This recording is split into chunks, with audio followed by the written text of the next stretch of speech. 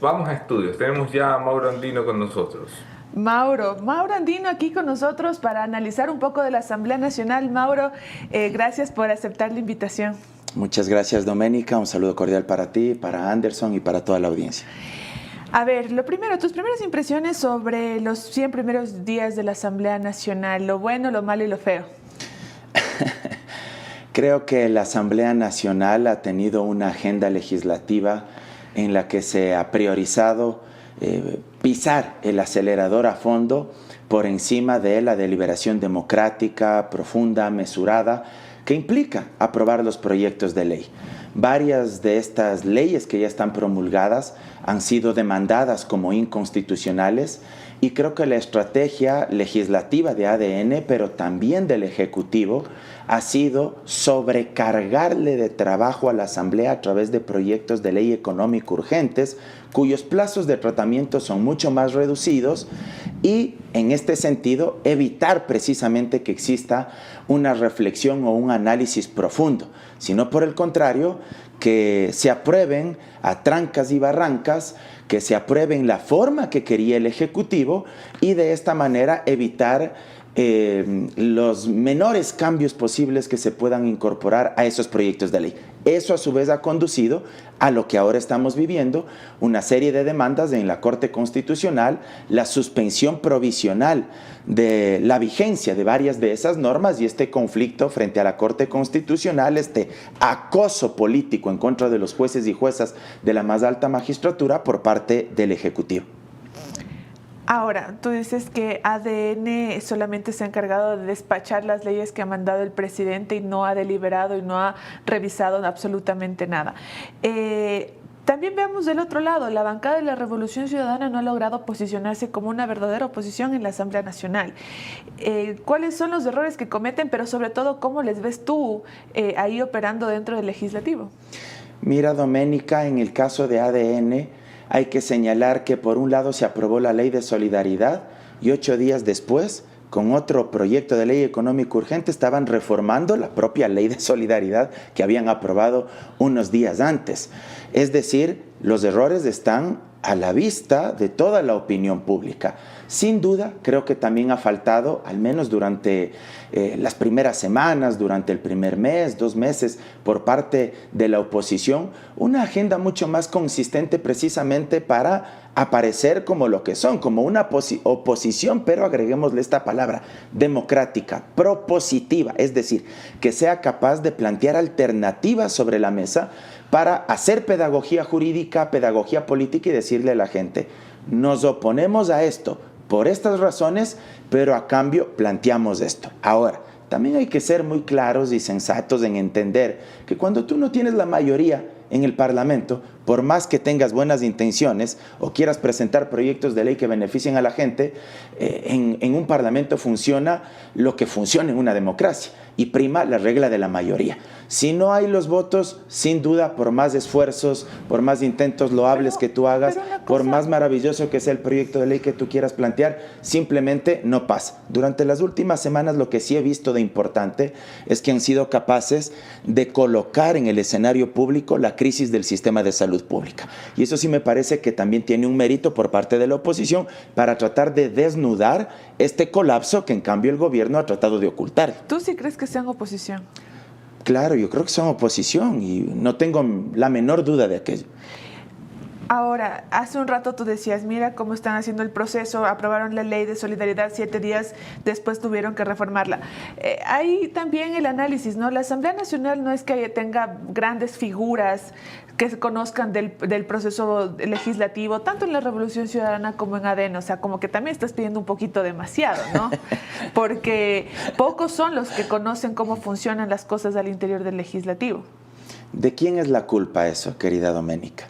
Precisamente de los propios líderes partidarios y de las estructuras, la oligarquía de hierro de los partidos políticos que decía un famoso autor, Robert Michels, en Las ciencias políticas, que son los que al final del día terminan tomando las decisiones y en casos como el ecuatoriano, donde el sistema de partidos es débil, no es institucionalizado, no es robusto, son los que terminan por decidir quiénes son los candidatos. Y ahí hay un problema de fondo. Y perdón que lo ate con el de la pregunta de la consulta popular, que busca reducir el número de asambleístas. Fíjate tú, el presidente Noboa plantea reducir el número de asambleístas, que es una pregunta muy seductora, que engancha a la gente, precisamente por las razones que tú planteabas. Tenemos una asamblea que no está a la altura de las circunstancias y que con honrosas excepciones realmente a todos nos sacan de casillas, no nos sentimos representados. Sin embargo, ¿quién es uno de los grandes responsables de que esa asamblea se haya convertido en una guardería infantil? Pues precisamente el presidente Noboa, porque él puso varios candidatos que tienen, con todo respeto, no estoy en contra de la juventud, 19, 20, 21 años de edad, que en su vida pensaron estar en la legislatura y que de la noche a la mañana les cayó un rótulo en la cabecita que decía parlamentario. Entonces, si tú decides que esos sean tus asambleístas en el Parlamento, luego tú estás pagando las consecuencias de esa mala calidad y de esa pésima representación política. Y ahí nace la contradicción.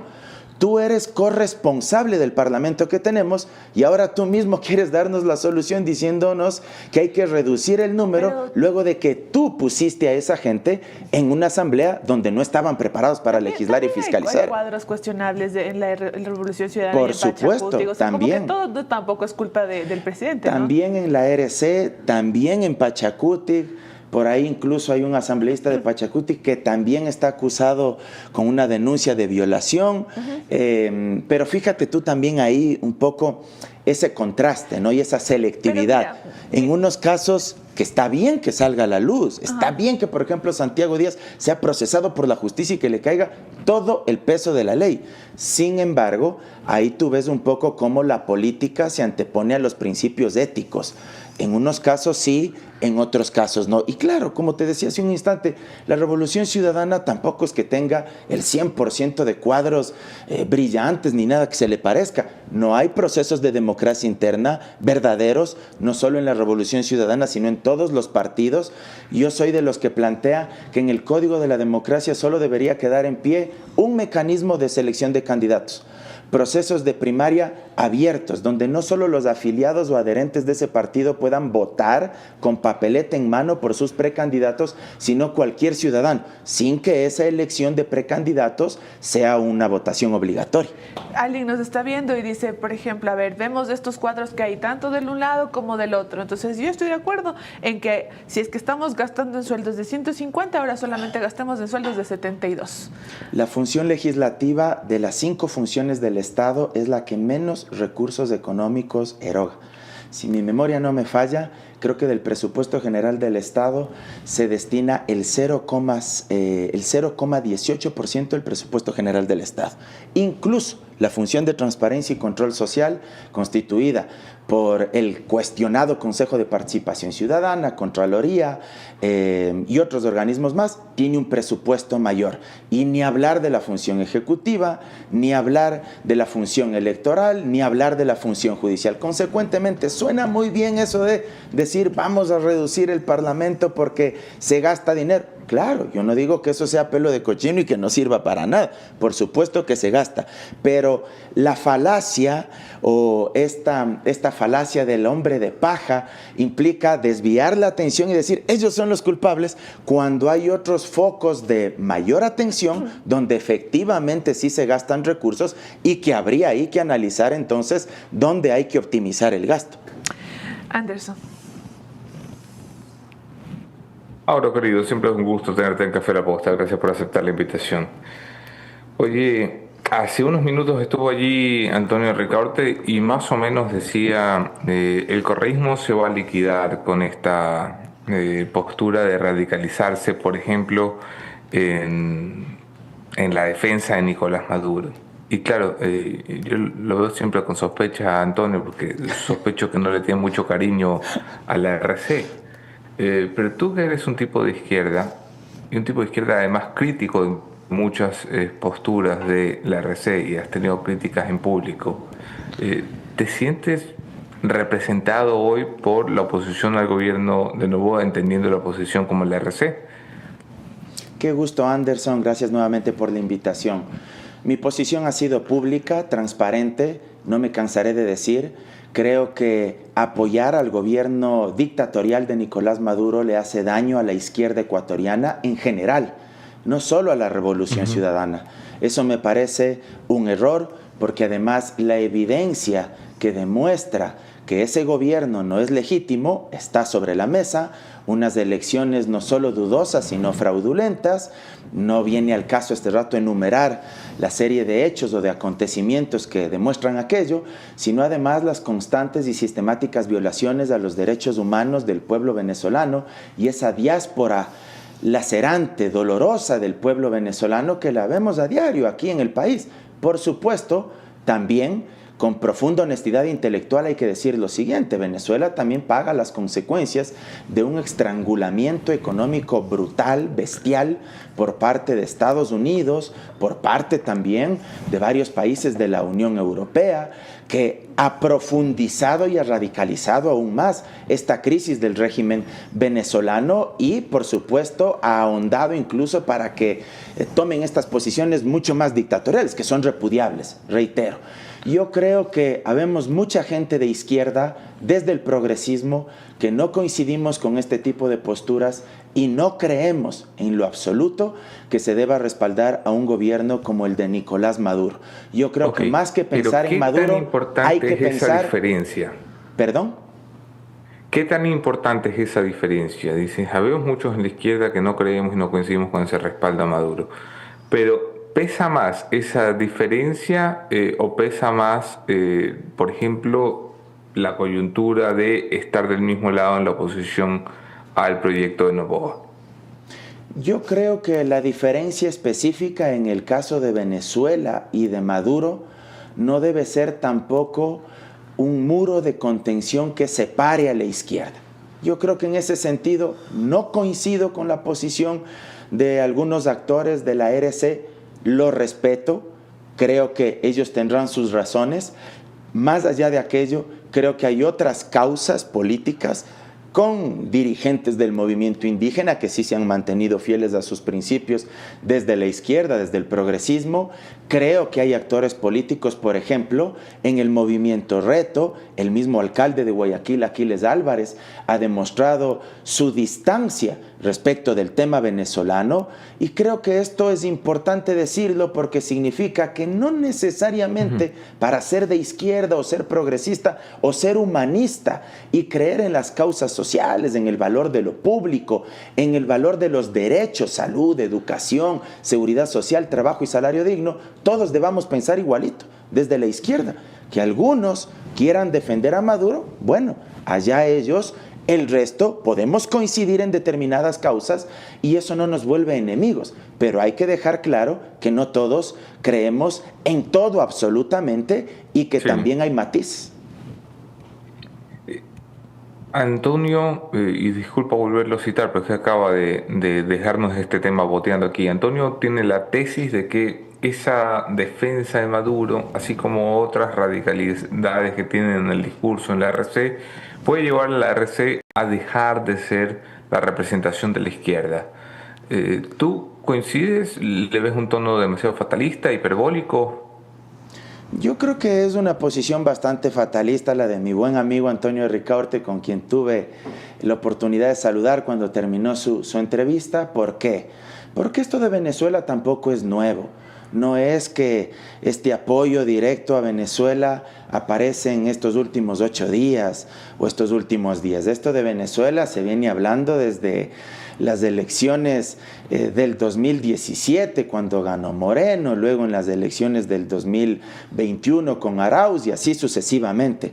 Y a pesar de eso, hay un voto duro, cautivo, de la Revolución Ciudadana que sigue ahí, que está afincado en determinados nichos de la sociedad y siguen siendo la estructura política más fuerte, mejor organizada a nivel nacional. Sin duda los resultados electorales le han acompañado a ADN, pero como estructura partidaria, es decir, me refiero a direcciones provinciales, a estructuras territoriales, a trabajo de base, creo que en eso la Revolución Ciudadana sigue siendo la más fuerte. Y dado que tienen alcaldes, prefectos, con todas sus limitaciones, con sus virtudes, también con sus defectos, y dado que tienen también legisladores, me parece que más allá del error de apoyar a Maduro, creo que seguirán manteniendo un apoyo sólido en esos porcentajes mínimos que históricamente lo han mantenido. ¿Qué opinión te merece las constantes visitas que el presidente Noboa está teniendo en sus primeros meses de gobierno? Al punto yo juego con que a veces viene de visita oficial al Ecuador. Noboa ha estado, yo creería, más tiempo fuera del Ecuador que en el Ecuador desde que se eligió como presidente en este periodo completo. Pero no sé si hay alguna lectura de tu parte de las giras que ha emprendido. O sea, ¿te dice algo la visita a Lula? ¿Te dice algo el intento de desideologizar la política exterior? A mí me parece algo interesante. O sea, es un presidente que va y se sienta con los árabes, y luego va y se sienta con los israelíes, y luego va y se sienta con Lula da Silva, y hoy está en Japón. ¿Hay alguna lectura al respecto, Mauro? Yo le he catalogado al presidente Noboa como el presidente triple A, y no necesariamente porque eso sea un halago. A por ambicioso, la A por aventurero y la A por autoritario. La A por ambicioso porque desea concentrar todo el poder político y el poder del Estado en sus manos. Ambicioso porque autoritario, porque evidentemente tiene prácticas dictatoriales, y eso se lo ha demostrado, por eso el acoso a la Corte Constitucional. Y aventurero precisamente por lo que mencionas, porque se ha dedicado a viajar a lo largo y ancho del mundo, haciendo recorridos que probablemente no sabemos a ciencia cierta cuáles son los resultados para el pueblo ecuatoriano. Sí valoro algo que tú mencionabas, que no tenga ningún inconveniente en sentarse con Milei o con Lula da Silva. Creo que en las relaciones internacionales hay que ser pragmático.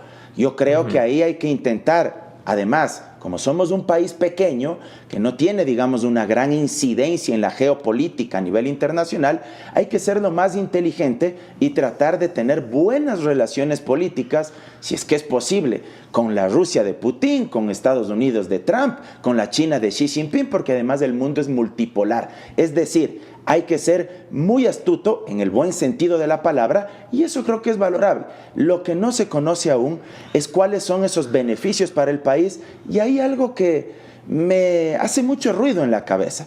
Generalmente en estas visitas se dice que se abre más mercado para la exportación de banano, de plátano, y me resulta inevitable no pensar en que el presidente Noboa, por supuesto, proviene de una familia agroexportadora de esta fruta y de la familia más poderosa económicamente, que afinca su poderío precisamente en la exportación del banano y del plátano. Entonces, claro, ese conflicto de intereses sí me hace ruido. Ojalá no sean estos recorridos únicamente para afincar o abrir mercados para este sector, sino en general para muchos otros más que necesita el pueblo ecuatoriano.